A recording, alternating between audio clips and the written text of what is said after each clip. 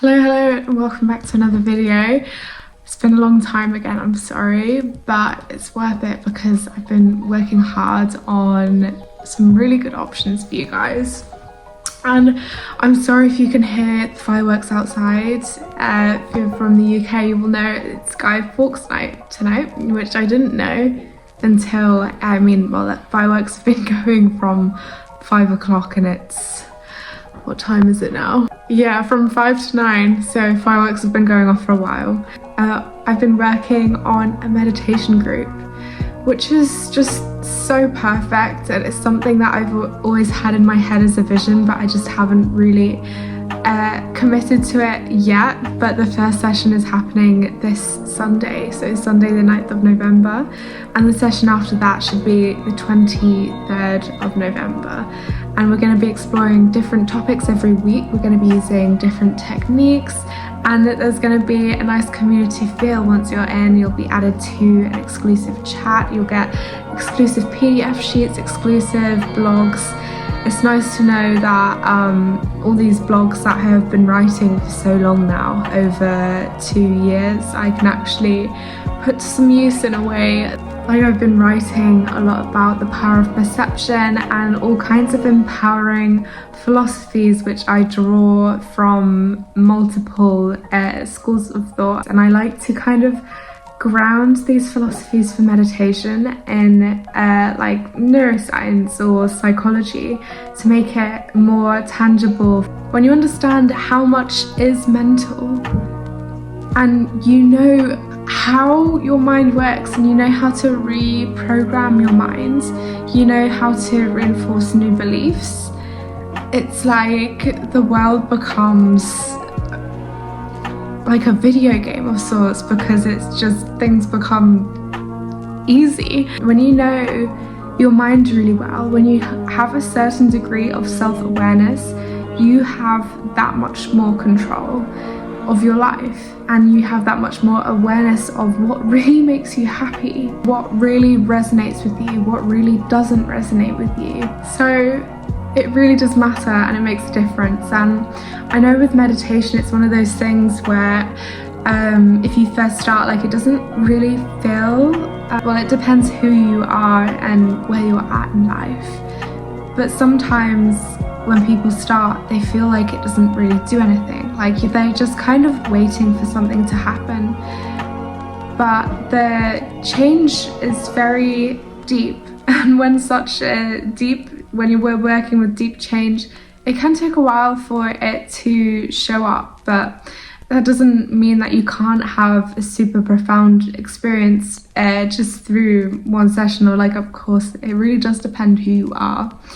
But it's a practice that does really deep shifts the more that you do it, which is why I wanted it to be like a subscription thing. It's going to be once every 2 weeks, and I'll be taking you through different methods every time. I'll also be recording and like editing up audio versions. So after the group session, I'll upload audio of the meditation script so that you can listen to it whenever you want.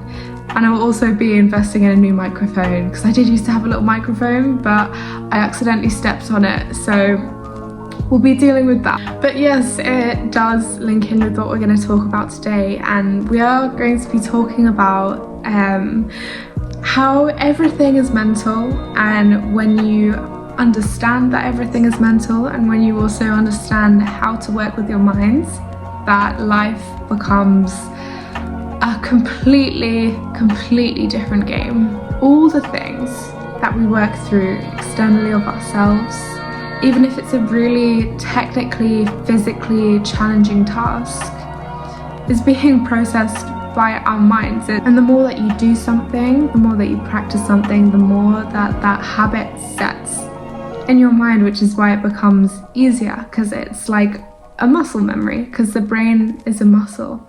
Every habit, every belief, even the nature of your thoughts that come up day to day, the really random ones that you think aren't really related to anything, they all follow a pattern, because that's how our mind processes information. It's believed that, well, the popular psychology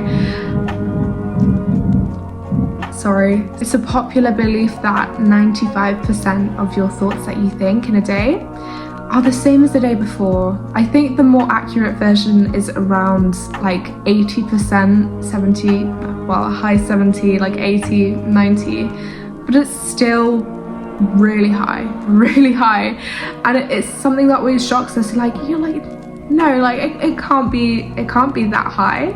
I think original thoughts, there's no way that 80% of my thoughts are the same as the day before. But see, that's just the nature of how our mind works. But the thing is, we're not helpless to our mind and the patterns that it runs in. Although our mind does work in patterns, it doesn't mean that we don't have control.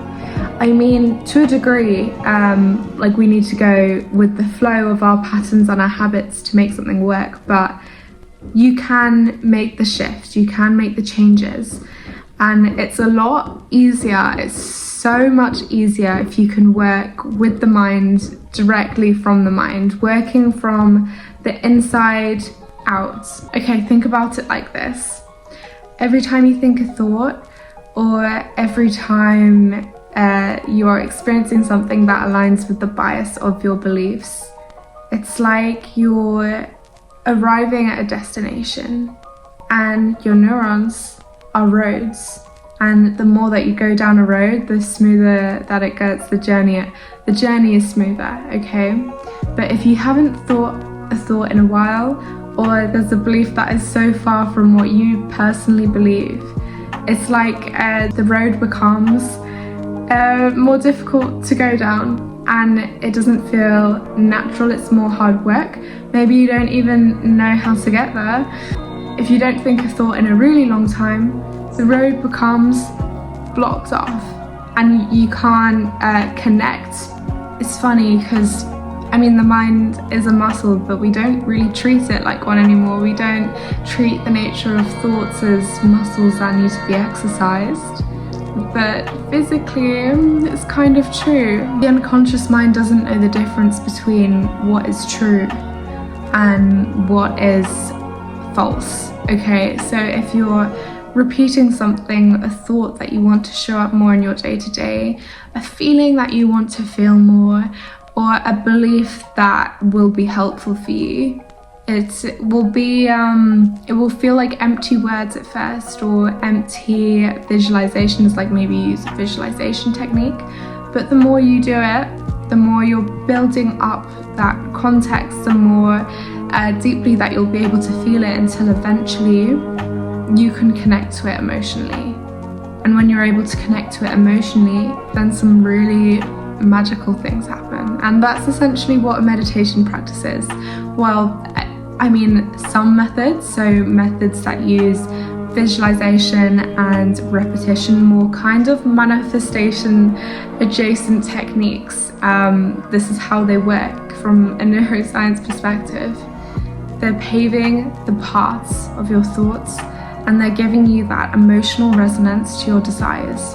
How would this work as a practice? So when you're meditating, there's something that you want, and it's better if it's more of a feeling. So the feeling is the most important thing, because that's what creates the deepest shifts. If there's something that you want to manifest into your life, you need to work out what the feeling is behind it. Because see, it's not about the thing, the physical thing that you want. The physical thing that you think you want is symbolic of the emotion that's behind it.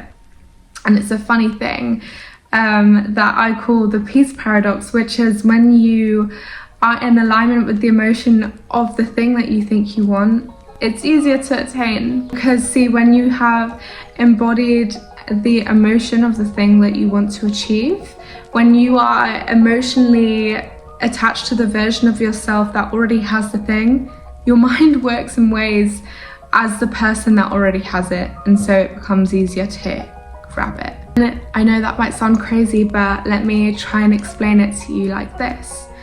Emotions become lenses to our perception. When we're in a really bad mood and we step out the door, it's easier to pick up the rubbish on the floor, the struggling single mother with a child who's crying. You walk down the street, you just notice what's wrong with the world, and you take that in and you make all these conclusions because that's how you feel. You can pick it up more. But if you're in a good mood, if you're in a more elevated mood, then these things become white noise. They fade into the background, and you're able to pick up things that align with a more positive philosophy. And see, it's a lot less linear than just a good mood and a bad mood.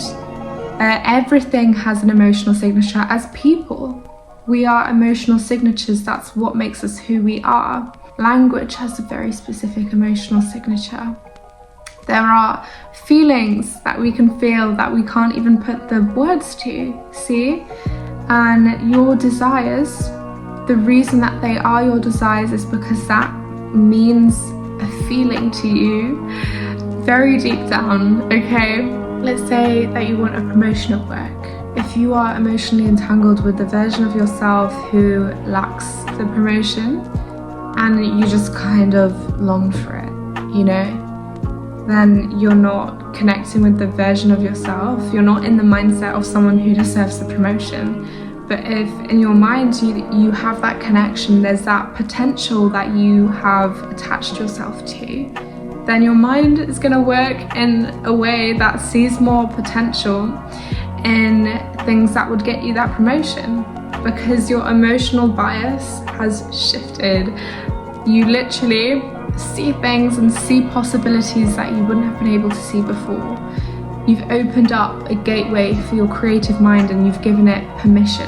So, when you take 20 minutes a day of sitting with yourself, visualizing the reality that you want to create, affirming emotions that you want to feel, rehearsing beliefs that you want to feel, you are opening up gateways for those to actually take effect. And it creates the most insane, profound change you will ever experience. And I can promise you, I promise you, it makes a difference. Well, anyways, I hope that you have enjoyed this video. And if you want to check out the meditation group, then the link is in my bio, but also my DMs are always open if you have any kinds of questions, you want to know if it's kind of right for you. But there are loads of bonus features that I'm really excited about. But yeah, the first session is this week. It's a simple breath awareness. It's really great for reducing stress. Meditation is actually one of the best things for reducing stress, reducing anxiety, and it's a good one for general presence and focus as well. If you join, I will look after you, I promise you that. But anyways, I hope you've enjoyed the video. Don't forget to like and subscribe if you have enjoyed, and I will speak to you next time.